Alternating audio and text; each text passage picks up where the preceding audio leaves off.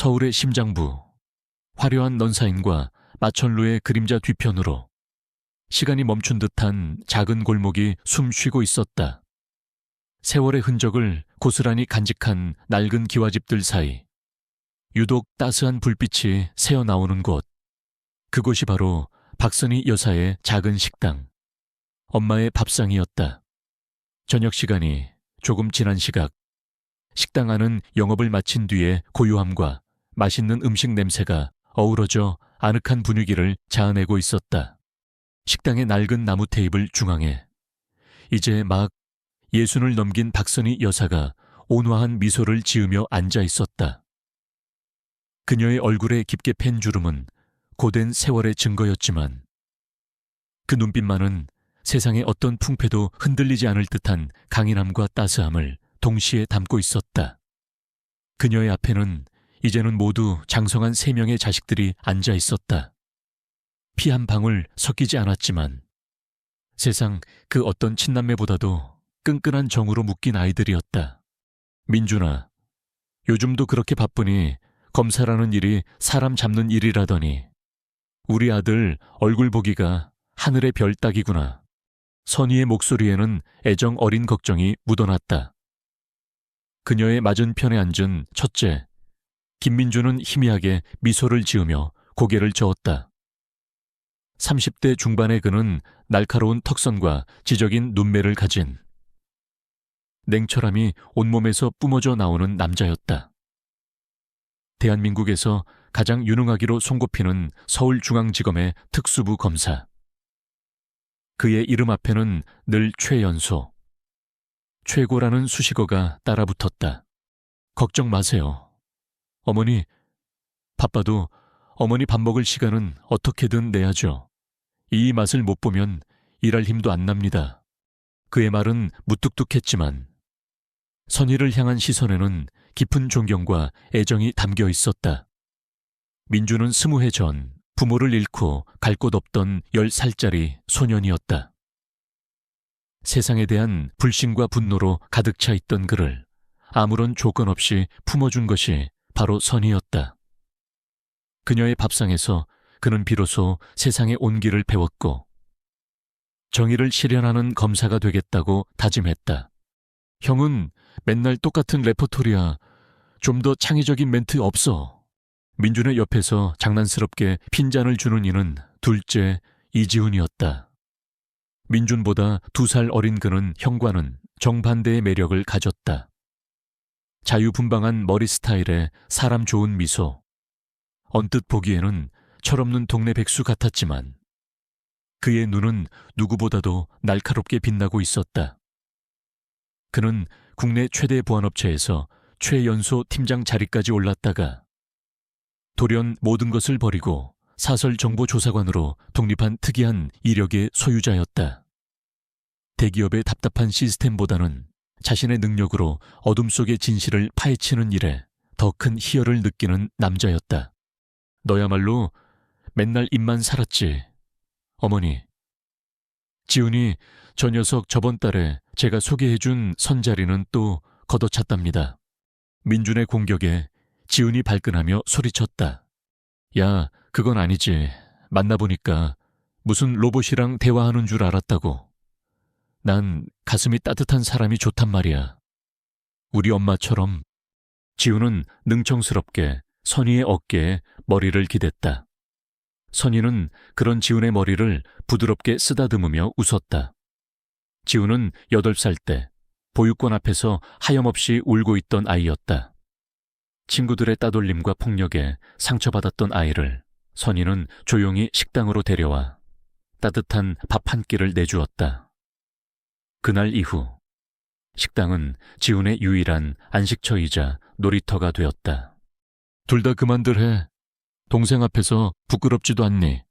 차분한 목소리로 두 오빠를 말리는 이는 막내 최서연이었다. 30대 초반의 그녀는 선희의 온화함과 민준의 지성, 그리고 지훈의 대담함을 모두 조금씩 닮아 있었다. 대한민국에서 가장 영향력 있는 탐사보도 프로그램의 간판 기자. 그녀는 권력의 비리를 파헤치는 날카로운 질문을 던지면서도 사회적 약자를 향한 따뜻한 시선을 잃지 않는 것으로 유명했다. 어머니, 이 반찬 정말 맛있어요.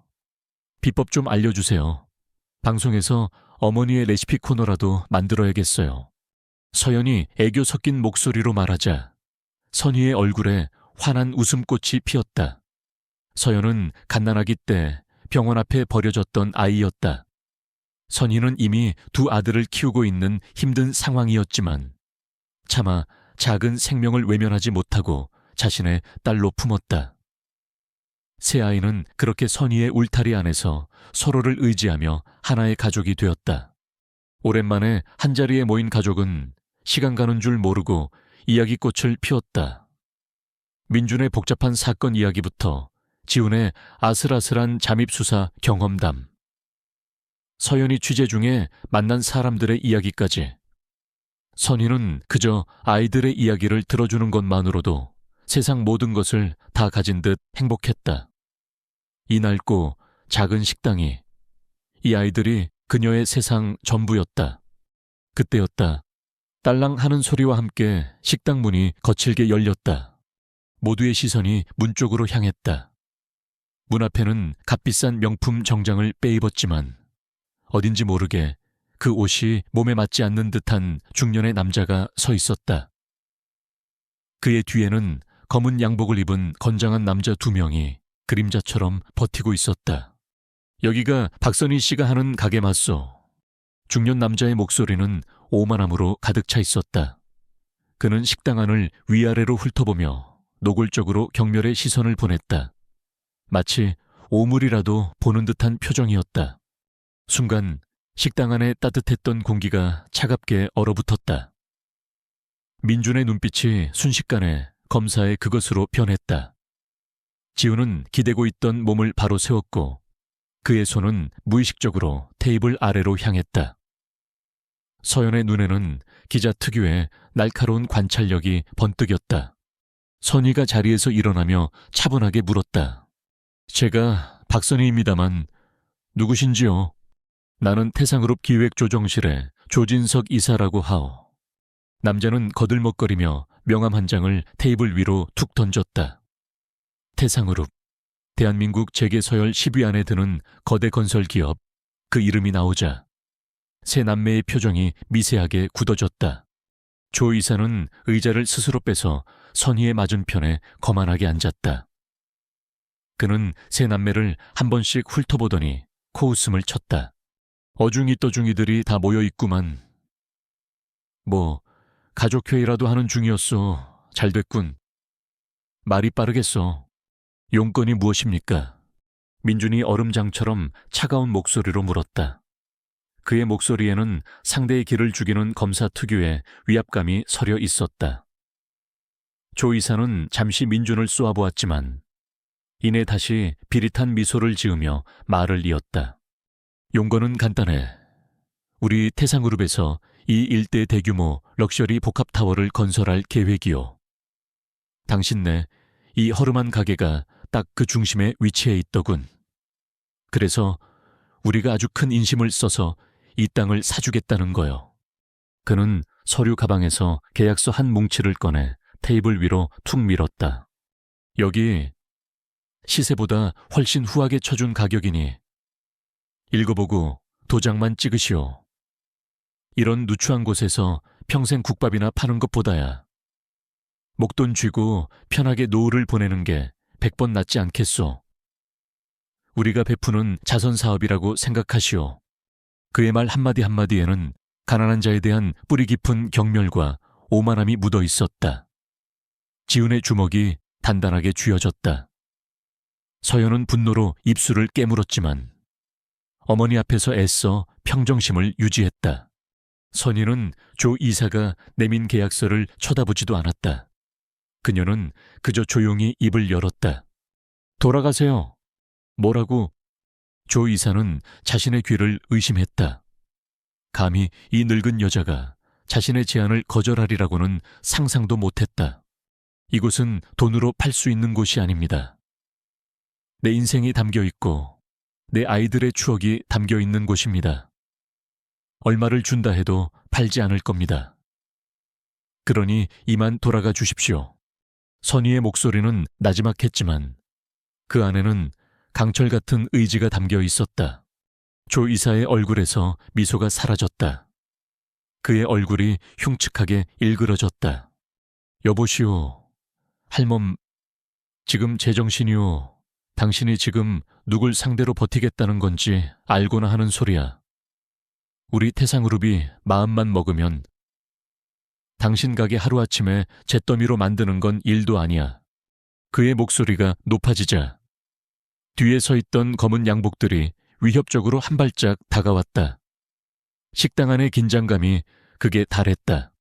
이사님, 그때 민준이 조용히 입을 열었다. 그의 목소리는 여전히 차가웠지만 그 안에는 서슬퍼런 경고가 담겨 있었다. 협박죄는 3년 이하의 징역, 500만 원 이하의 벌금에 처할 수 있는 명백한 범죄입니다. 더군다나 지금처럼 다수가 위력을 보이는 경우 특수협박죄가 성립되어 7년 이하의 징역 또는 1천만 원 이하의 벌금으로 가중 처벌될 수 있습니다. 지금 하시는 말씀 전부 녹음되고 있다는 사실을 인지시켜 드리는 바입니다. 민주는 자신의 스마트폰을 들어 조 이사에게 보여주었다. 화면에는 녹음 기능이 활성화되어 있었다. 조 이사의 얼굴이 순간 굳어졌다. 그는 민준을 다시 쏘아보았다. 평범한 젊은이가 아니라는 것을 직감했다. 이 자식이 감히.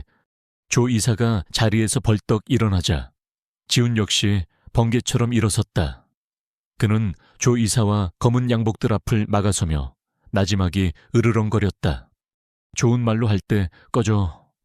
내 어머니 앞에서 한 번만 더 그따위로 주둥이 놀리면 그땐 법이 아니라 내 주먹이 먼저 나갈 테니까. 지훈의 눈빛은 마치 먹이를 노리는 맹수처럼 번뜩였다. 그의 다부진 체격과 심상치 않은 기세에 조 이사와 양복들은 저도 모르게 주춤했다. 조 이사는 분노로 부들부들 떨었지만 상황이 자신에게 불리하다는 것을 깨달았다. 그는 애써 끓어오르는 화를 누르며 헛기침을 했다. 좋아, 오늘은 이만 물러나주지. 하지만 명심하시오. 할멈, 내 인내심은 그리 길지 않아. 후회할 짓은 하지 않는 게 좋을 거요. 조 이사는 비릿한 협박을 마지막으로 남기고 거칠게 몸을 돌려 식당을 나갔다. 검은 양복들도 황급히 그의 뒤를 따랐다. 딸랑. 문이 닫히자 식당 안에는 다시 정적이 흘렀다. 하지만 이전의 따뜻하고 평화로운 공기는 온데간데 없었다. 대신 그 자리에는 차갑고 불길한 기운이 맴돌았다. 어머니, 괜찮으세요? 서연이 걱정스러운 얼굴로 선희의 손을 잡았다. 선희는 애써 미소를 지으며 고개를 끄덕였다. 괜찮다. 예, 별일 아니야. 하지만 세 남매는 알고 있었다. 이것은 결코 별일이 아니었다. 거대한 포식자인 태상그룹이 그들의 소중한 보금자리를 향해 이빨을 드러낸 것이다. 이것은 단순한 부동산 거래가 아니라 힘과 권력을 앞선 폭력적인 약탈의 시작이었다. 선희는 애써 태어난 척했지만 그녀의 떨리는 손끝을 민주는 놓치지 않았다. 지훈의 눈에는 분노의 불꽃이 여전히 타오르고 있었다. 서연은 굳은 표정으로 무언가를 결심한 듯 보였다. 평화롭던 저녁 식사는 그렇게 끝이 났다. 하지만 아무도 몰랐다. 그날 밤 대한민국을 뒤흔들 거대한 전쟁의 서막이 바로 이 작고 낡은 식당에서 조용히 열렸다는 것을. 선희의 아이들은 더 이상 그녀의 보호가 필요한 어린아이들이 아니었다. 그들은 각자의 영역에서 최고가 된, 그리고 세상의 부조리에 맞서 싸울 준비가 된 날카로운 검과 방패였다. 그리고 그들은 결코 자신들의 유일한 가족이자 뿌리인 엄마의 밥상이 무너지도록 내버려 두지 않을 것이었다. 조진석 이사가 폭풍처럼 휩쓸고 간 후 엄마의 밥상에는 무거운 침묵이 내려앉았다. 박선희 여사는 아이들을 안심시키려 애써 웃어 보였지만 그녀의 눈가에 스친 불안감을 세 남매는 놓치지 않았다. 그들은 어머니를 방으로 모셔다 드린 후에야 다시 식당의 낡은 테이블에 마주 앉았다. 조금 전까지 온기로 가득했던 공간은 이제 보이지 않는 전쟁을 앞둔 작전 상황실처럼 차갑고 팽팽한 긴장감으로 가득 찼다. 가장 먼저 침묵을 깬 것은 김민준이었다. 그는 검사로서의 냉철함을 되찾고 상황을 체계적으로 분석하기 시작했다. 단순한 협박이 아닙니다. 태상그룹, 특히 강태환 회장은 목표를 위해서라면 수단과 방법을 가리지 않는 인물로 악명이 높습니다. 오늘 조진석의 태도는 그들의 방식, 즉 선협박, 후 파괴의 전형적인 첫 단계입니다. 민준의 목소리는 낮고 차분했지만 그 안에는 강한 확신이 담겨 있었다. 그는 이미 머릿속으로 수십 가지 시나리오를 그리고 있었다. 이지훈이 주먹으로 테이블을 가볍게 내리치며 말했다. 그 개자식들 방법을 너무 잘못 골랐어. 감히 누굴 건드려. 형, 그냥 내가 오늘 밤에 그 조진석이라는 놈 사무실에 선물이라도 하나 두고 올까? 다시는 그 더러운 주둥이를 못 놀리게 말이야. 지훈의 눈에는 분노가 이글거렸다. 당장이라도 뛰쳐나가 보복이라도 할 기세였다. 최서연이 그런 지훈의 팔을 잡으며 고개를 저었다. 오빠, 그러면 안 돼. 우리가 감정적으로 대응하면 저들의 덫에 걸리는 거야. 저들은 우리가 불법적인 행동을 하길 기다리고 있을지도 몰라. 서연의 지적에 지훈은 거친 숨을 내쉬며 자리에 앉았다. 그녀의 말은 옳았다. 상대는 거대한 법인이라는 갑옷을 입고 있는 괴물이었다. 어설픈 공격은 되려 자신들의 목을 조를 뿐이었다. 민준이 고개를 끄덕였다. 서연이 말이 맞다. 우리는 저들처럼 싸워선 안 돼. 더 똑똑하고 더 치밀하게 움직여야 한다. 우리의 무기는 법과 정보, 그리고 여론이다. 그는 두 동생을 차례로 바라보았다. 그들의 눈빛이 허공에서 마주쳤다. 수년간 다져온 신뢰와 유대감은 굳이 말로 하지 않아도 서로의 역할을 규정하고 있었다. 지금부터 각자의 위치에서 움직인다. 나는 태상그룹의 법적 약점을 파고들겠다. 이번 프로젝트 허가 과정부터 과거의 모든 개발 사업까지 먼지 하나까지 다 털어볼 생각이다. 불법의 흔적은 반드시 어딘가에 남아있기 마련이니까. 민준의 눈이 날카롭게 빛났다. 검사로서의 공권력을 직접 사용하는 것은 아직 때가 아니었다. 그것은 마지막에 꺼내들 비장의 카드였다. 지금은 오직 합법적인 테두리 안에서 그의 지식과 분석력만으로 싸워야 했다. 지훈아, 너는 정보가 필요하다. 태상그룹의 내부, 특히 강태환 회장과 조진석 이사의 개인적인 비리까지, 돈의 흐름, 약점, 숨겨진 관계들. 네가 가장 잘하는 일이지. 단, 절대 흔적을 남기지 마라. 우리는 아직 그림자 속에 있어야 한다. 지훈의 입가에 쓴웃음이 걸렸다. 걱정 마. 형, 귀신은 발자국을 남기지 않는 법이지. 그들 스스로가 자신들의 무덤을 파도록 만들어 주겠어. 마지막으로 민준의 시선이 서연에게 향했다. 서연아, 너는 여론을 움직여야 한다. 하지만 아직 직접적으로 우리 이야기를 꺼낼 순 없어. 대신 태상그룹의 약탈적인 개발 방식에 희생된 다른 피해자들을 찾아 그들의 이야기를 모아서 하나의 거대한 목소리를 만들어야 해. 진실은 가장 강력한 무기다. 그 무기를 벼리는 건 너의 몫이야. 서연은 굳은 의지로 고개를 끄덕였다. 알겠어, 오빠. 엄마의 밥상은 우리의 심장이야. 누구도 이 심장을 멈추게 할 순 없어. 짧은 작전 회의가 끝났다. 세 남매는 각자의 전장으로 흩어졌다. 그날 밤 서울중앙지검 김민준 검사실의 불은 꺼지지 않았다. 민준은 자신의 개인 노트북으로 방대한 양의 법률 데이터베이스와 기업 공시 자료를 샅샅이 훑었다. 그의 손가락이 쉴 새 없이 키보드를 두드렸다. 태상그룹의 지난 10년간의 모든 프로젝트 자료, 관련 소송 기록, 행정심판 결과까지 그의 눈은 마치 고성능 스캐너처럼 정보를 빨아들였다. 몇 시간의 집중 끝에 그의 눈썹이 미세하게 움직였다.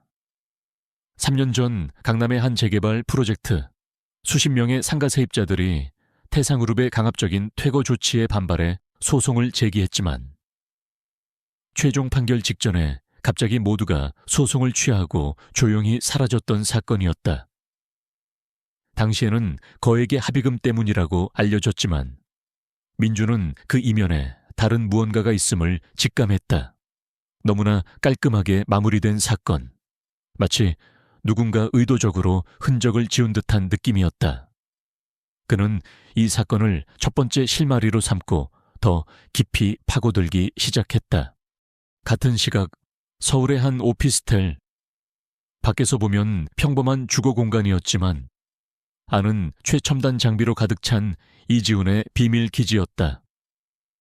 여러 대의 모니터가 어둠 속에서 푸른빛을 발하고 있었고 복잡한 코드들이 스크린을 수놓고 있었다. 지훈은 헤드셋을 낀 채 과거 보안업체에서 함께 일했던 옛 동료와 은밀한 통화를 하고 있었다. 그래, 오랜만이다. 잘 지내고, 아니, 그런 얘기 할 시간 없고, 태상그룹 말이야. 최근에 사내보안 시스템 업그레이드 했다던데, 어느 업체가 맡았는지, 어떤 방식인지 대충이라도 알 수 있을까 그냥. 개인적인 호기심이야. 그는 능숙하게 거짓말을 섞어가며 상대방을 안심시키고 원하는 정보를 빼냈다. 통화가 끝나자 그의 손가락이 폭풍처럼 키보드 위를 날아다니기 시작했다. 그는 곧바로 태상그룹의 방화벽에 접근하지 않았다. 그것은 하수나 하는 짓이었다. 대신 그는 태산의 보안 시스템을 구축한 하청업체의 네트워크부터 우회적으로 탐색했다. 거대한 성의 정문이 아니라 성벽의 작은 균열을 찾는 셈이었다. 모니터 위로 수많은 데이터 패킷들이 오고 가는 가운데 지훈의 눈이 한 지점에서 멈췄다. 아주 사소한 유지보수용 백도어. 개발자들이 임시로 열어두었다가 잊어버린 듯한 작은 통로였다. 그의 입가에 만족스러운 미소가 번졌다. 이제 낚싯대를 들이울 준비가 끝난 것이다. 한편 최서연은 방송사의 자료실에서 밤을 새우고 있었다. 그녀는 태상그룹과 부동산 분쟁이라는 키워드로 과거의 모든 기사들을 검색하고 있었다. 대부분은 태상그룹의 홍보성 기사이거나 분쟁이 원만히 해결되었다는 단신뿐이었다. 포기하지 않고 검색 범위를 넓히던 그녀의 눈에 작은 기사 하나가 들어왔다. 5년 전 경기도의 한 신도시 개발 당시 끝까지 버티던 작은 공장 주인이 의문의 화재 사고로 모든 것을 잃고 떠났다는 내용이었다. 경찰은 단순 누전으로 결론 내렸지만 기사 말미에는 피해자가 태상그룹의 지속적인 압박에 시달렸다는 주장이 제기되었으나 확인되지 않았다는 한 줄이 적혀 있었다. 서연의 심장이 뛰기 시작했다. 그녀는 즉시 그 공장 주인의 이름을 추적하기 시작했다. 이것이 그녀의 탐사보도의 첫 번째 퍼즐 조각이 될 것이었다. 세 남매가 보이지 않는 전선에서 각자의 싸움을 시작하는 동안 태상그룹의 압박은 현실로 나타나기 시작했다. 다음 날 점심시간, 엄마의 밥상에 문신을 한 험악한 인상의 사내들이 들이닥쳤다. 그들은 손님인 척 자리를 잡고 앉아 시끄럽게 욕설을 내뱉고 술주정을 부리며 다른 손님들에게 불안감을 조성했다. 식당 안에 단골 손님들은 불편한 기색을 감추지 못하고 서둘러 자리를 떴다. 박선희 여사는 침착하게 그들에게 다가가 정중하게 주의를 주었지만 그들은 오히려 기다렸다는 듯이 고함을 치며 행패를 부렸다. 아줌마, 우리가 돈 내고 먹겠다는데 무슨 상관이야. 서비스가 이따위니 장사가 안 되지. 그때 주방에서 앞치마를 두른 지훈이 쟁반을 들고 나타났다. 그는 어제와는 전혀 다른 어수룩한 식당 종업원의 모습이었다. 아이고, 손님들, 죄송합니다. 저희가 가게가 작아서요. 시끄러우시면 다른 손님들이 불편해하시니 조금만 조용히 해주시면 안 될까요? 서비스로 음료수라도 드릴게요. 그는 사람 좋은 미소를 지으며 그들의 테이블에 다가갔다. 사내들은 지훈을 얕잡아보며 비웃었다. 뭐야, 이 샌님은 너나 잘해, 임마. 우두머리로 보이는 남자가 지훈의 어깨를 거칠게 밀치는 순간 지훈의 표정이 찰나의 순간 차갑게 변했다. 그는 미끄러지듯 남자의 손을 피하며 들고 있던 쟁반을 실수로 남자의 바지 위로 쏟았다. 뜨거운 국물이 쏟아지자 남자가 비명을 지르며 벌떡 일어났다. 악, 이 새끼가 미쳤나. 어이쿠, 죄송합니다. 손이 미끄러져서. 괜찮으세요? 지훈은 과장되게 호들갑을 떨며 사과했다. 그 소란에 주변의 시선이 모두 쏠렸다. 사내들은 더 이상 행패를 부릴 명분이 사라지자 욕설을 퍼부으며 씩씩대다 결국 식당을 나갔다. 지훈은 그들의 뒷모습을 보며 조용히 웃었다. 그의 귀에 꽂힌 초소형 무선 이어폰에서는 민준의 목소리가 들려오고 있었다. 잘했어. 지훈아, 절대 폭력은 쓰지 마. 저들을 스스로 물러나게 만들어. 며칠 후 이번에는 태상그룹의 법무팀 명의로 된 두툼한 내용 증명이 식당으로 배달되었다. 온갖 어려운 법률 용어로 가득 찬 문서는 도시개발 계획에 대한 비협조로 인해 발생하는 모든 영업 손실에 대해 막대한 금액의 손해배상을 청구할 것이라는 협박성 내용이었다. 그날 밤 서연은 전화기 너머로 들려오는 어머니의 불안한 목소리를 들어야 했다. 서연아, 나 때문에 너희들까지 힘들게 하는구나. 그냥 내가 포기해야 하는 건가 싶다. 서연의 가슴이 철렁 내려앉았다. 엄마, 무슨 그런 말씀을 하세요. 절대 아니에요. 이건 엄마의 잘못이 아니에요. 우리가 다 알아서 할게요. 아무 걱정 말고 저희만 믿으세요. 서연은 어머니를 안심시키고 전화를 끊은 뒤 두 오빠에게 곧바로 보안 메시지를 보냈다. 태산이 엄마를 직접 흔들기 시작했어. 우리에게 남은 시간이 많지 않아. 곧바로 답장이 왔다. 민준 예상했던 바다. 법률 검토는 거의 끝났다. 다음 단계로 넘어갈 준비를 해. 지훈 서버에 낚싯바늘을 던져놨어. 곧 입질이 올 거야. 어둠 속에서 보이지 않는 전쟁의 2라운드를 알리는 신호였다. 세 남매의 방역은 이제 막 시작되려 하고 있었다. 밤에 장막이 내린 도시. 이지훈의 오피스텔은 푸른 모니터 빛으로만 채워져 있었다. 그의 눈은 핏발이 서 있었지만 그 어느 때보다 형형하게 빛나고 있었다. 며칠간의 끈질긴 추적 끝에 그는 마침내 태상그룹이라는 거대한 성의 가장 깊고 은밀한 곳으로 향하는 신락 같은 통로를 찾아냈다. 하청업체의 유지보수용 백도어는 그의 완벽한 위장을 위한 입구에 불과했다. 그는 그것을 발판 삼아 여러 개의 보안 단계를 유령처럼 통과했다. 그의 손가락이 키보드 위에서 춤을 추듯 움직일 때마다 스크린 위에서는 수백 줄의 코드가 그의 의지대로 재편되고 있었다. 드디어 그의 눈앞에 목표했던 서버의 디렉토리 구조가 나타났다. 회장 비서실, 대외 협력비, 우리심 엑스스커타. 그의 심장이 세차게 뛰었다. 이것은 단순한 데이터가 아니었다. 괴물의 심장을 향하는 칼자루였다. 그는 조심스럽게 암호화된 파일 하나를 자신의 가상 서버로 복사하기 시작했다. 전속률을 나타내는 작은 막대가 천천히 차오르는 동안 1초가 1년처럼 느껴졌다. 마침내 전송이 완료되고 그는 즉시 모든 접속 흔적을 지웠다. 마치 처음부터 아무도 다녀가지 않은 것처럼 그는 복사해온 파일에 암호를 해독하기 시작했다. 그가 직접 개발한 해독 프로그램이 수십만 개의 조합을 시도한 끝에 마침내 파일이 열렸다. 그의 눈앞에 나타난 것은 엑셀 시트였다. 우발 상황 대비 비상자금이라는 이름이 붙어 있었지만 그 내용은 지훈의 예상을 훨씬 뛰어넘는 것이었다. 수십억 원에 달하는 돈이 여러 개의 유령 회사를 거쳐 복잡하게 세탁되고 있었다.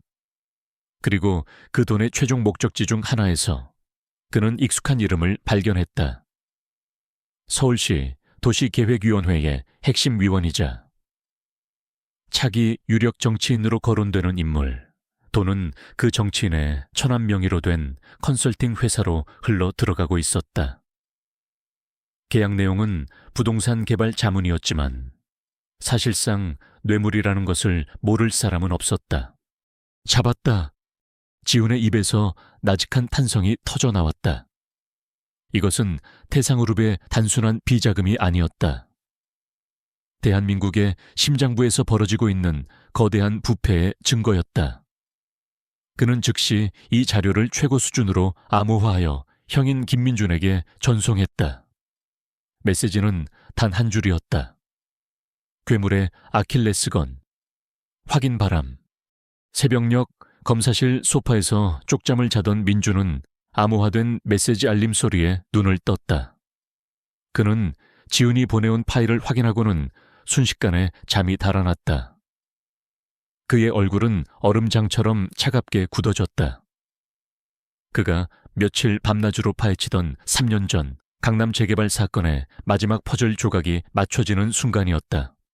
당시 태상그룹에 맞서던 상가 세입자들의 소송을 기각시키고 이례적으로 신속하게 태산의 개발 계획을 승인해 준 것이 바로 지훈이 찾아낸 그 정치인이었다. 법조계에서는 모두가 의아해했던 결정이었다. 하지만 이제 모든 것이 명확해졌다. 세입자들의 소송 취하 뒤에는 거액의 합의금뿐만 아니라 보이지 않는 권력의 압박이 있었을 것이다. 그리고 그 대가로 정치인은 검은 돈을, 태산은 막대한 이익을 챙겼다. 이번 엄마의 밥상이 위치한 프로젝트 역시 동일한 방식으로 진행되고 있을 것이 분명했다. 민주는 창밖으로 동이 터오는 서울의 하늘을 바라보았다. 그는 이제 이 싸움이 단순히 어머니의 가게를 지키는 것을 넘어섰다는 것을 깨달았다. 사회의 근간을 좀먹는 거대한 악과 맞서 싸워야 하는 검사로서의 숙명과 마주한 것이다. 같은 시간 최서연은 서울에서 몇 시간 떨어진 작은 시골 마을의 허름한 식당에 앉아 있었다. 그녀의 앞에는 5년 전 경기도에서 의문의 화재로 공장을 잃었던 남자 김철영이 앉아 있었다. 그는 5년의 세월 동안 10년은 더 늙어버린 듯한 초췌한 모습이었다.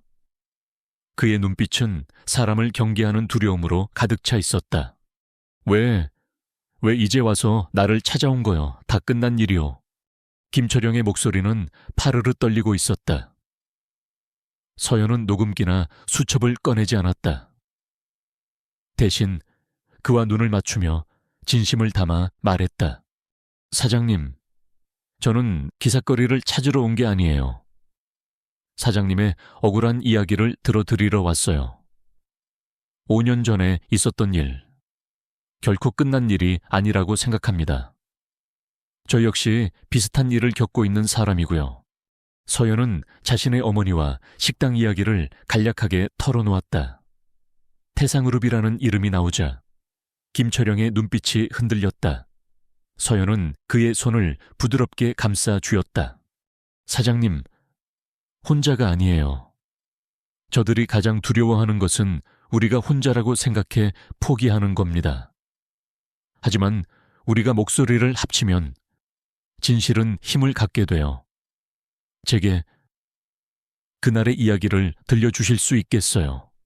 제가 끝까지 함께하겠습니다.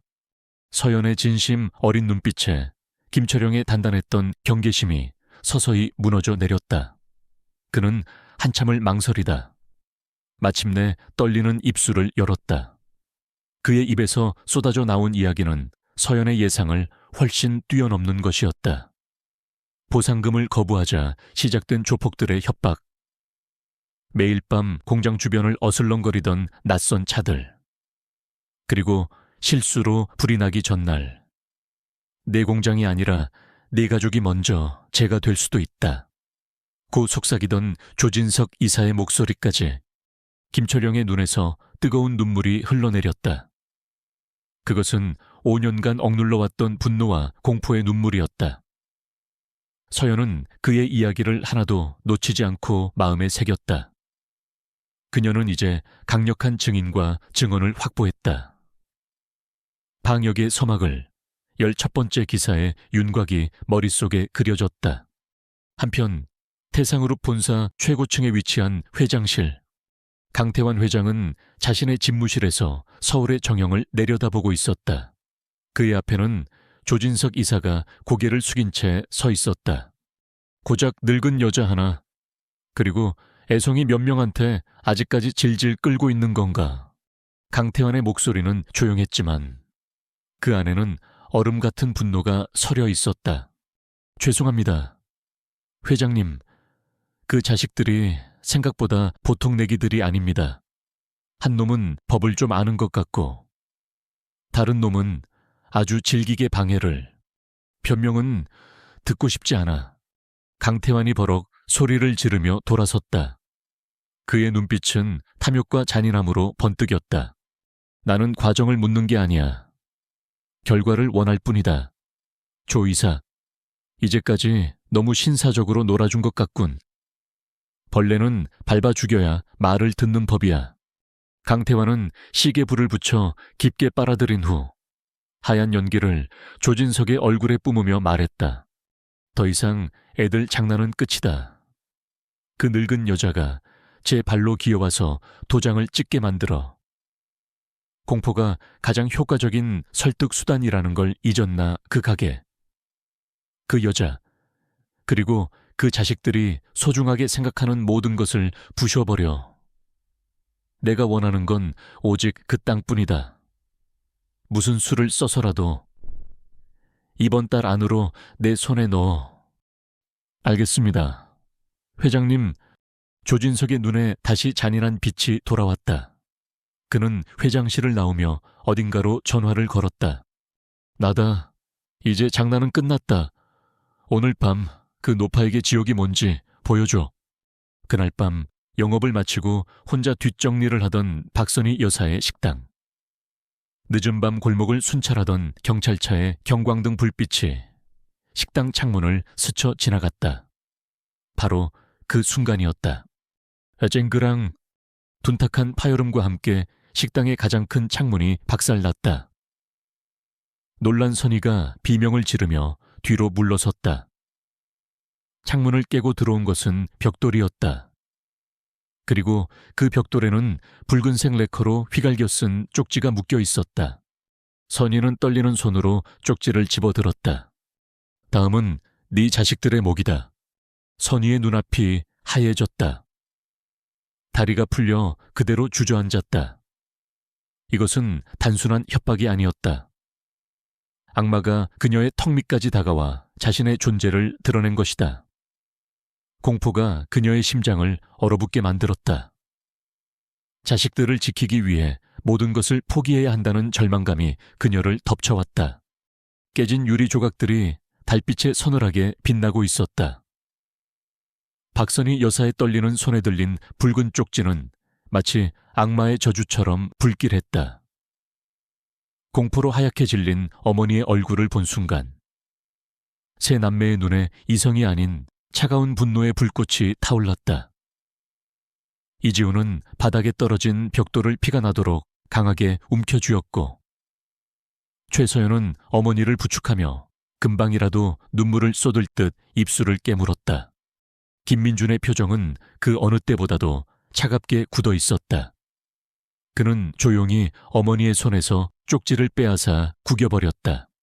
그리고 동생들을 향해 나직하지만 강철 같은 목소리로 말했다.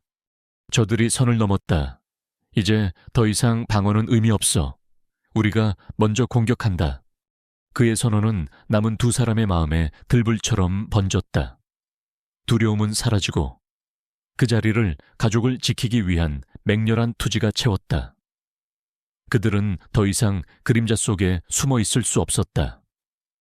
괴물의 목에 칼을 꽂기 위해서는 스스로 빛 속으로 걸어 나와야만 했다. 다음 날 새벽, 대한민국 최대 언론사의 탐사보도팀 사무실. 최서연은 밤새 쓴 기사의 마지막 문장을 다듬고 있었다. 그녀의 눈앞에는 김철영 사장의 눈물 젖은 얼굴과 어머니의 겁에 질린 모습이 교차하며 떠올랐다. 이것은 단순한 기사가 아니었다. 그것은 억울한 자들의 절규이자 거대한 악을 향해 쏘아 올리는 첫 번째 신호탄이었다. 선배, 정말 이 기사 그대로 내보내실 겁니까? 태상그룹의 반발이 엄청날 겁니다. 선배 개인에게도 위험이 후배 기자가 걱정스러운 얼굴로 물었다. 서연은 모니터에서 눈을 떼지 않은 채 단호하게 대답했다. 위험한 건 저들이지. 내가 아니야. 진실을 덮으려는 자들이 가장 겁이 많은 법이거든. 나는 기자고 이게 내 일이야. 그녀는 전송 버튼 위에 손가락을 올렸다. 아주 잠시 망설였지만 이내 결심한 듯 단호하게 버튼을 눌렀다. 클릭 소리와 함께 기사는 대한민국에서 가장 많은 사람이 보는 뉴스 포털의 메인 화면으로 전송되었다. 단독 탐사보도, 거대 건설사 태상그룹, 의문의 화제와 상습적 협박, 약탈적 개발의 두 얼굴. 기사는 폭발적인 반응을 불러일으켰다. 김철영 사장의 비극적인 사연과 그의 생생한 증언은 대중의 분노에 불을 지폈다. 기사는 태상그룹의 실명을 직접 거론하며 지난 몇 년간 비슷한 방식으로 땅을 빼앗긴 다른 피해자들의 사례를 암시했다. 우연이라고 하기엔 너무나 닮아있는 사건들. 서연의 기사는 직접적인 증거를 제시하지는 않았지만 대중의 마음속에 태상그룹은 악마다라는 의심의 씨앗을 심기에 충분했다. 댓글창은 순식간에 수천, 수만 개의 분노와 응원의 메시지로 도배되었고 다른 언론사들이 앞다투어 이 기사를 인용하기 시작했다.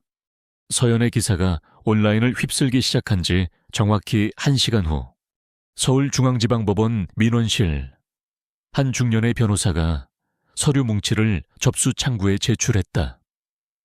서류의 표지에는 이렇게 적혀 있었다. 소장 수좌ng 원고 김철영 외 12인 태상그룹 불법 개발 피해자 연대피고 주식회사 태상그룹. 이 소송을 뒤에서 지휘하는 것은 물론 김민준이었다.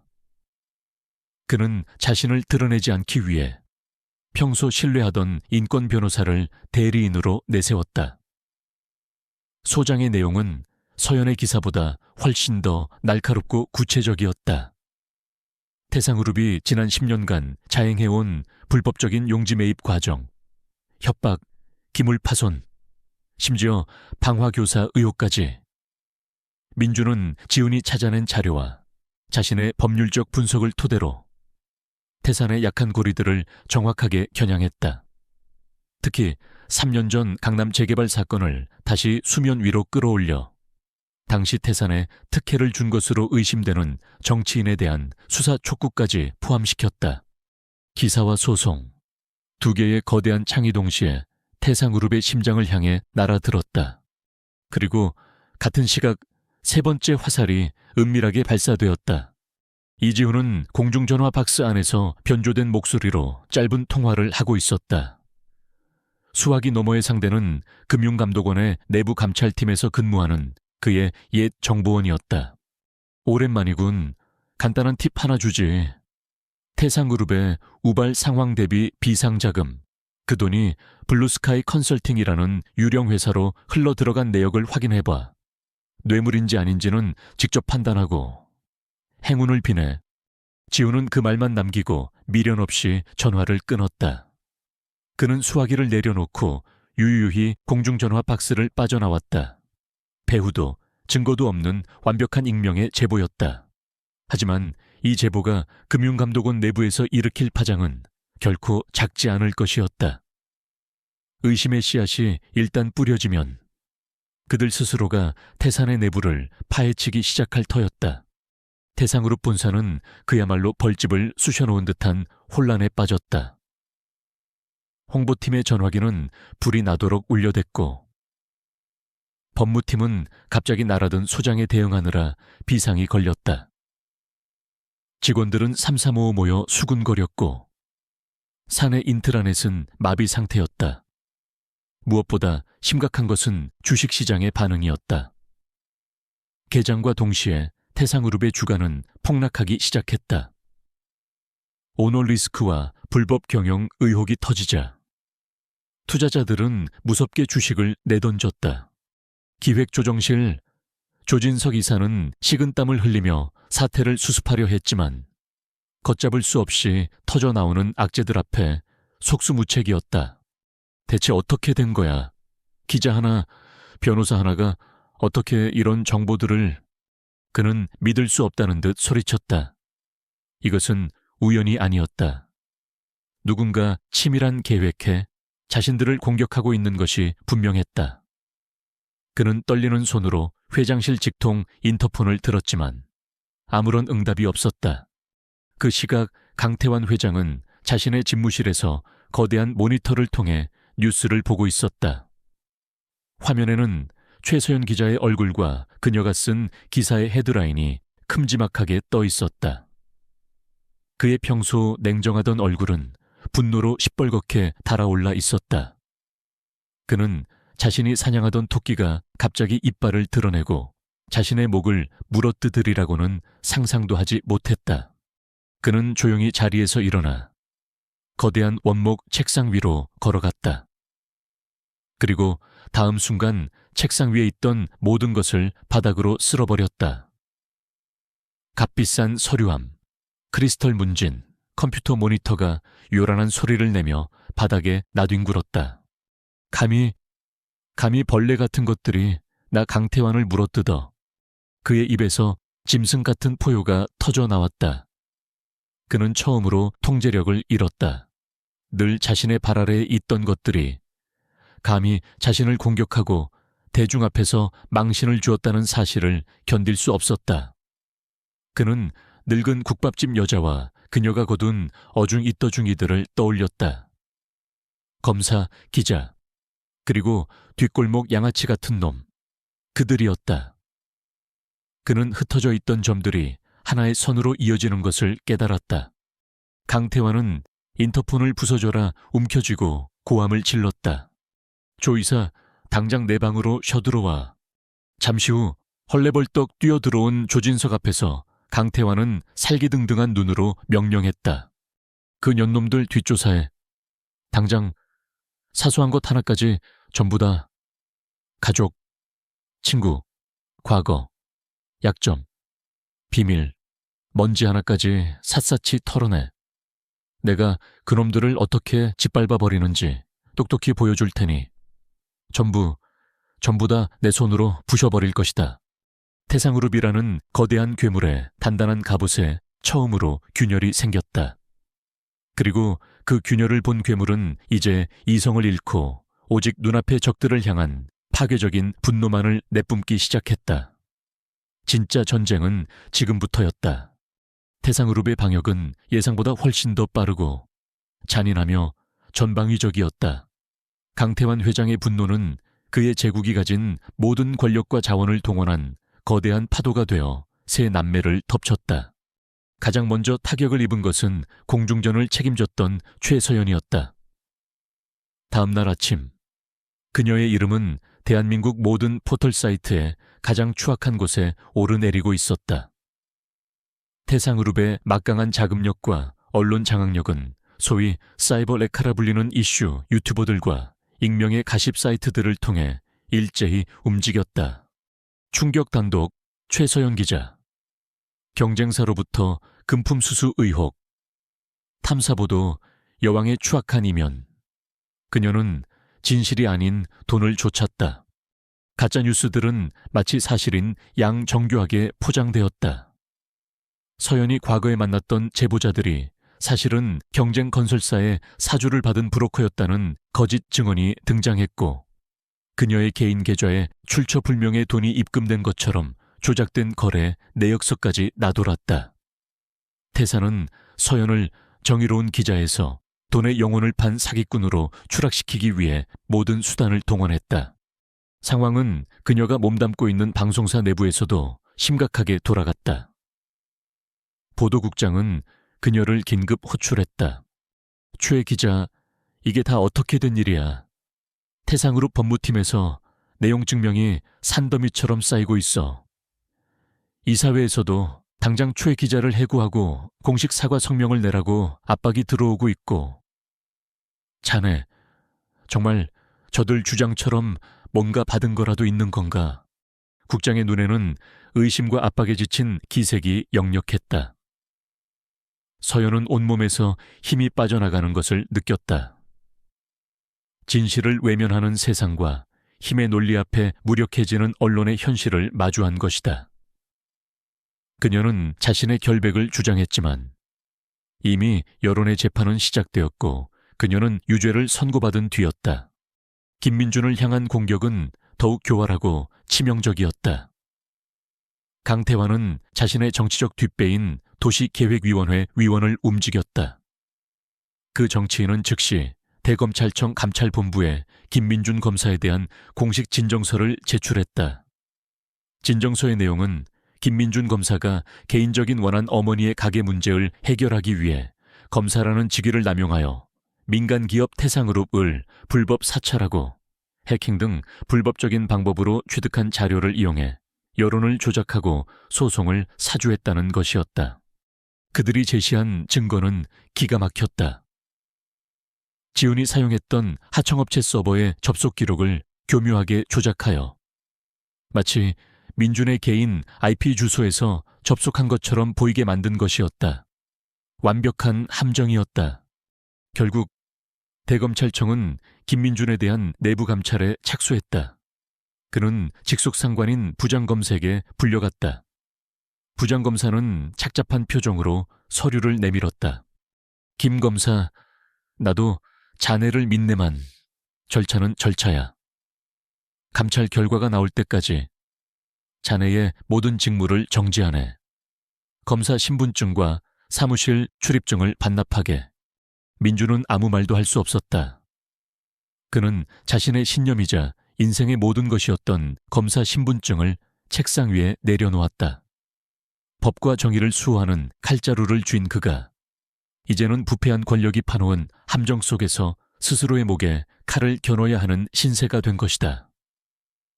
검찰청 복도를 걸어 나오는 그의 발걸음은 청은망은처럼 무거웠다. 이지훈은 가장 먼저 위험을 감지했다. 그의 모든 통신망과 정보 채널에 경고등이 켜졌다. 태상그룹이 단순히 자신을 찾는 수준을 넘어 업계 전체에 이지훈이라는 이름으로 된 수배령을 내린 것이다. 전 직장의 기업 비밀을 훔쳐 경쟁사에 팔아넘기려 한 파렴치한 배신자라는 누명과 함께 그를 잡아오는 자에게는 막대한 현상금까지 내걸렸다. 그가 은신해 있던 오피스텔의 보안 시스템이 외부로부터의 침입 시도를 알리는 경고음을 토해냈다. 지훈은 1초의 망설임도 없이 모든 하드디스크를 파괴하고 비상 배낭을 챙겼다. 창문 밖으로 검은 세단 여러 대가 오피스텔을 포위하는 것이 보였다. 그는 비상계단을 통해 옥상으로 향했다. 그리고 옆 건물로 연결된 가스 배관을 붙잡고 아슬아슬하게 몸을 날렸다. 도시의 밤을 배경으로 한 그의 탈출은 한편의 첩보 영화처럼 보였지만 그의 심장은 차갑게 식어 있었다. 그는 이제 태산뿐만 아니라 돈에 눈이 먼 업계의 모든 사냥개들에게 쫓기는 신세가 되었다. 그는 더 이상 형과 동생에게 직접 연락할 수 없었다. 자신의 존재가 오히려 그들에게 더 큰 위험이 될 수 있었기 때문이다. 그는 어두운 골목으로 사라지기 직전 일회용 암호화폰으로 마지막 메시지를 보냈다. 사냥이 시작됐다. 당분간 잠수한다. 계획을 믿는다. 메시지를 보낸 후 그는 폰을 바닥에 던져 발로 으스러뜨렸다. 그는 이제 완벽한 유령이 되어야 했다. 세 남매가 각자의 전장에서 생사의 기로에 서 있는 동안 박선희 여사를 향한 압박은 더욱 노골적이고 잔인해졌다. 조진석의 부하들은 이제 가게 앞에서 행패를 부리지 않았다. 대신 검은 차 안에서 하루 종일 가게를 감시했다. 선희가 장을 보러 나갈 때도, 쓰레기를 버리러 나올 때도 그들의 시선은 마치 거머리처럼 그녀를 따라다녔다. 가게를 찾던 단골들의 발길도 뚝 끊겼다. 험악한 남자들이 가게 주변을 어슬렁거리는 것을 보고 모두가 겁을 먹고 돌아섰기 때문이다. 한때는 사람들의 온기와 웃음소리로 가득했던 엄마의 밥상은 이제 선희 혼자만 갇혀있는 거대한 감옥이 되어버렸다. 그녀는 매일 밤 아이들에게 전화해 모든 것을 그만두라고 말하고 싶었다. 자신 때문에 아이들의 인생이 망가지는 것을 볼 수 없었다. 하지만 수화기를 들 때마다 그녀는 깨진 유리창 앞에서 분노하던 아이들의 눈빛을 떠올렸다. 그리고 그만두라는 말 대신 밥 잘 챙겨 먹어라 라는 말만 되풀이할 뿐이었다. 그녀가 할 수 있는 유일한 일은 이 끔찍한 심리적 고문을 견뎌내며 아이들에 대한 믿음을 지키는 것뿐이었다. 세상은 완벽하게 뒤집혔다. 최서연은 자신의 아파트에서 수북이 쌓인 협박성 메일과 소송 서류들 앞에 망견자실에 있었다. 한순간에 그녀는 정의의 사도에서 국민 사기꾼으로 전락했다. 김민주는 불 꺼진 자신의 집 거실에 홀로 앉아 있었다. 벽에 걸린 검사 임명장과 옷장에 걸린 검은 법복이 그를 조롱하는 듯 했다. 그는 이제 아무것도 할 수 없는 무력한 개인일 뿐이었다. 이지우는 도시 외곽의 허름한 모텔, 금이 간 거울 앞에 서 있었다. 쫓기는 신세가 된 그의 얼굴에는 짙은 피로와 고독이 서려 있었다. 세 남매는 각자의 지옥에 고립되었다. 그들을 묶어주던 통신선은 끊어졌고 서로의 안부조차 확인할 수 없었다. 태상그룹이라는 거대한 폭풍우 앞에 그들이 20년간 쌓아올린 모든 것은 뿌리째 뽑혀나갈 위기에 처했다. 절망의 그림자가 그들의 심장 깊은 곳까지 스며들고 있었다. 과연 이들에게 다시 한번 방역할 힘이 남아있을까? 절망의 가장 깊은 곳에서 때로는 가장 희미한 빛이 가장 밝게 타오르는 법이다. 김민주는 직무가 정지된 채 칩거하던 아파트 창가에 앉아 있었다. 그의 눈이 무심코 길 건너편 어머니의 가게를 향했다. 그리고 그 순간 그의 심장이 멎는 듯했다. 가게의 작은 창가, 늘 난초 화분이 놓여있던 자리에 하루아침에 선인장 화분이 놓여 있었다. 그것은 어릴 적 세 남매가 만들었던 그들만의 비밀 신호였다. 위험, 각자 생존하라는 난초, 작전 개시 준비 완료, 최종 공격 지점을 알려라는 선인장 이지훈이었다. 사냥감으로 전락했던 그가 모든 통신이 끊긴 상황에서도 기어코 방역의 칼을 손에 쥐었다는 신호였다. 민주는 즉시 자리에서 일어났다. 무력감에 잠겨있던 그의 눈에 다시 냉철한 검사의 빛이 돌아왔다. 그는 일회용 보안폰을 꺼내 단 하나의 번호로 메시지를 보냈다. 선인장이 꽃을 피웠다. 최서연에게 보내는 신호였다. 모든 것이 준비되었으니 마지막 무대를 열라는 뜻이었다. 같은 시각 도시의 가장 시끄러운 PC방 구석자리. 후드를 깊게 눌러 쓴 이지훈은 수십 개의 모니터 불빛 속에 자신의 모습을 숨긴 채 사투를 벌이고 있었다. 그는 태산의 강화된 보안망과 그들을 돕는 외부 용병들의 추적을 피하며 자신이 심어놓은 마지막 트로이 목마를 향해 접근하고 있었다. 그것은 조진석 이사의 개인 비서용 컴퓨터에 심어둔 음성인식 자동 녹음 프로그램이었다. 그의 손가락이 현란하게 움직였다. 태산의 보안팀이 그의 존재를 눈치채고 방화벽을 좁혀오고 있었다. 1분 1초가 급박했다. 마침내 그는 조 이사의 컴퓨터에 접속했고 지난 며칠간 녹음된 음성 파일들을 발견했다. 그리고 그중 하나에서 그는 심장이 멎는 듯한 목소리를 들었다. 그 검사놈은 감찰팀에 찔러서 밥줄을 끊어버리고 기자녀는 돈 받고 기사 쓰는 더러운 년으로 만들어 뒷골목 쥐새끼 같은 놈은 그냥 쥐도 새도 모르게 처리해버려. 내가 원하는 건 그 땅이야. 그 과정에 방해되는 것들은 뭐든지 누구든지 치워버려. 알아들었나? 조 이사, 강태환 회장. 그의 오만하고 잔인한 목소리가 생생하게 담겨 있었다.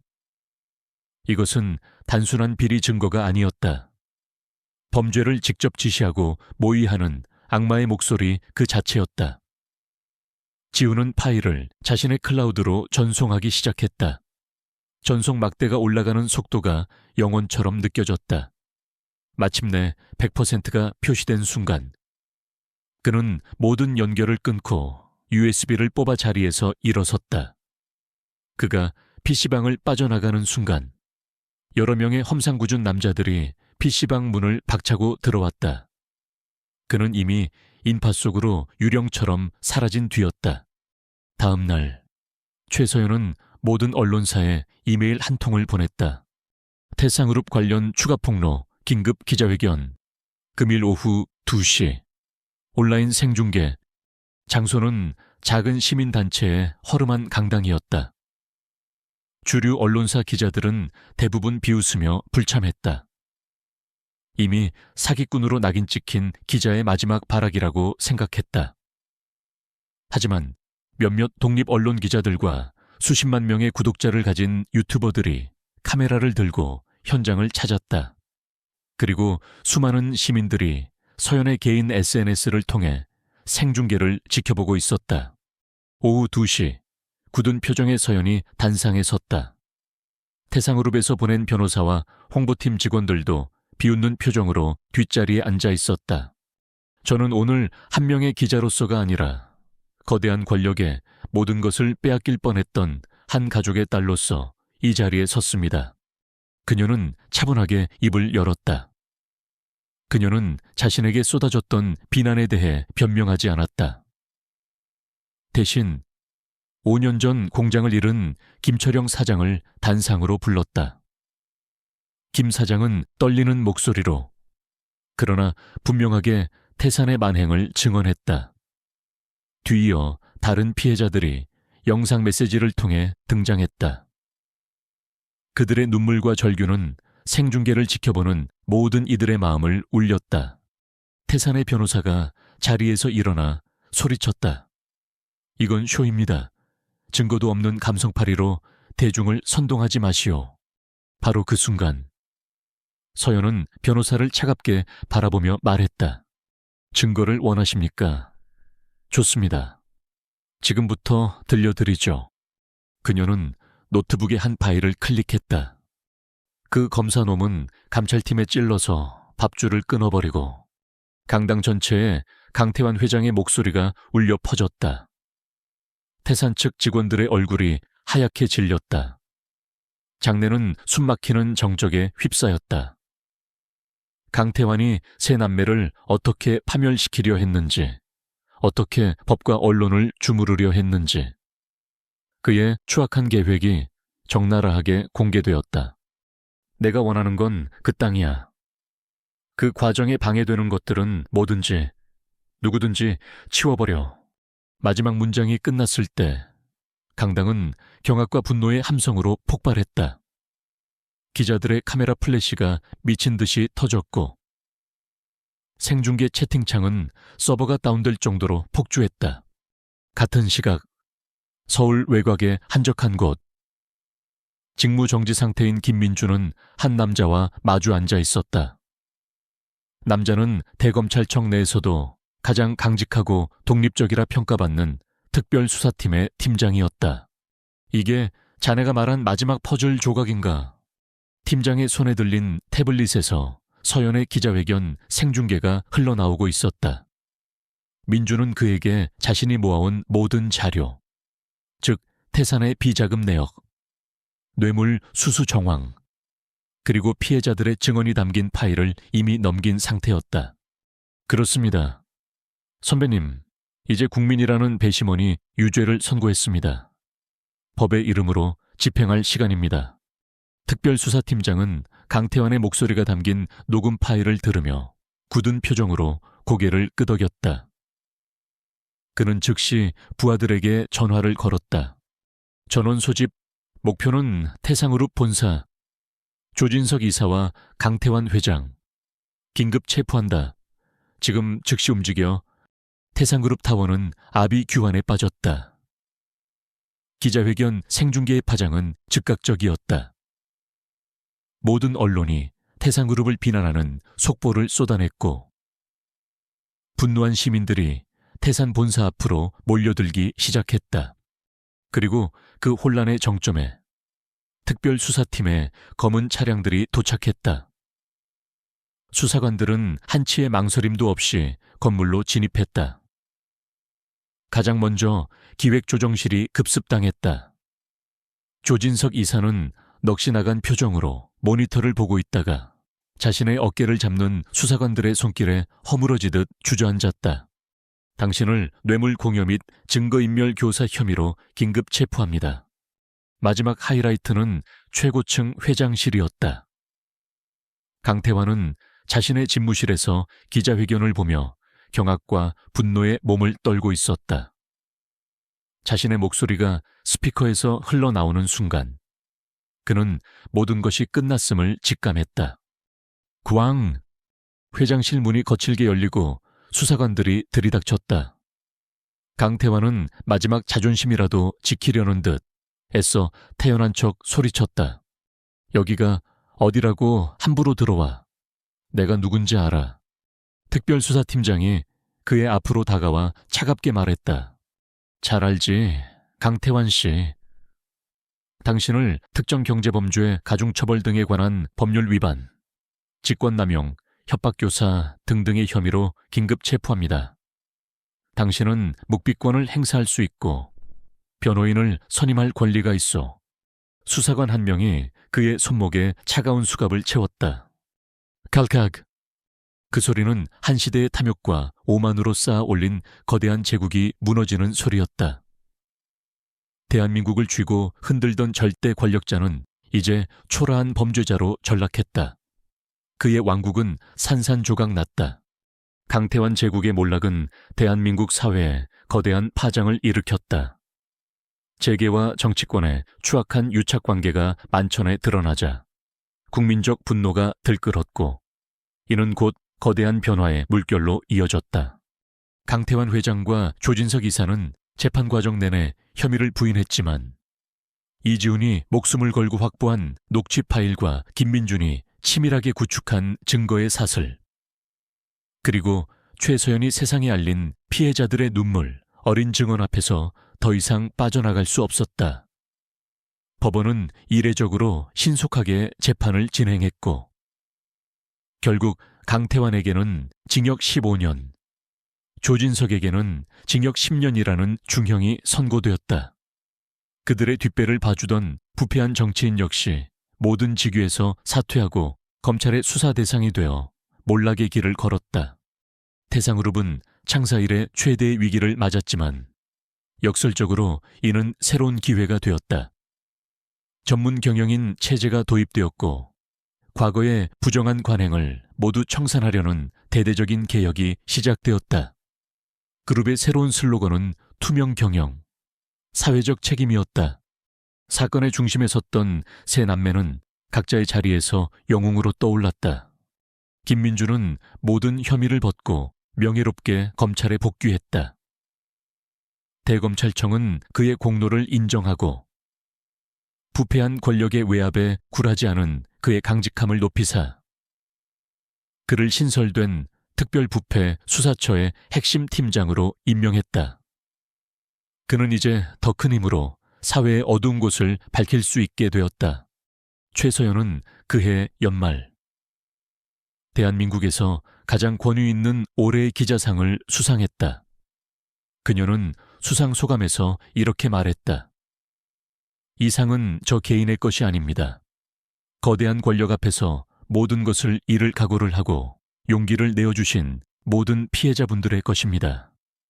진실은 때로 외면당하고 짓밟히지만 결코 사라지지 않는다는 것을 세상에 증명해 주신 그분들께 이 영광을 돌립니다. 그녀의 수상소감은 오랫동안 회자되며 많은 이들에게 깊은 감동을 주었다. 이지훈은 모든 혐의가 벗겨진 후 다시 세상으로 나왔다. 현상금 걸린 범죄자에서 전설적인 정보 전문가로 그의 위상은 하루아침에 바뀌었다. 수많은 대기업과 국가기관에서 천문학적인 연봉을 제시하며 그를 영입하려 했지만 그는 모두 거절했다. 그리고는 작은 사무실을 하나 열었다. 사무실의 이름은 진실의 눈이었다. 그는 이제 거대 권력이 아닌 힘없고 억울한 사람들을 위해 자신의 능력을 사용하기로 결심했다. 몇 달의 시간이 흐른 어느 가을 저녁, 모든 폭풍우가 지나가고 서울의 그 작은 골목에는 다시 평화가 찾아왔다. 엄마의 밥상은 예전보다 더 많은 손님들로 북적였다. 이제 이곳은 단순히 맛있는 밥집이 아니었다.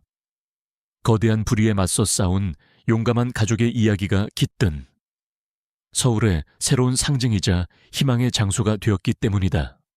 그날 저녁 가게 영업이 끝나고 1년 전 그날처럼 세 남매가 어머니의 테이블에 마주 앉았다.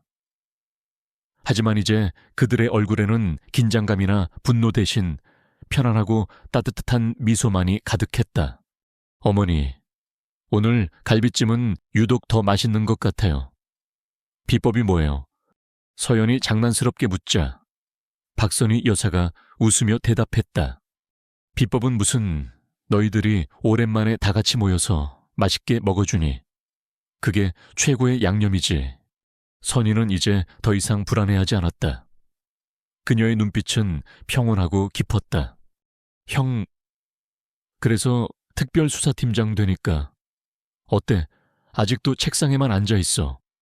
지훈이 민준을 툭 치며 놀리자 민준이 희미하게 웃으며 대꾸했다.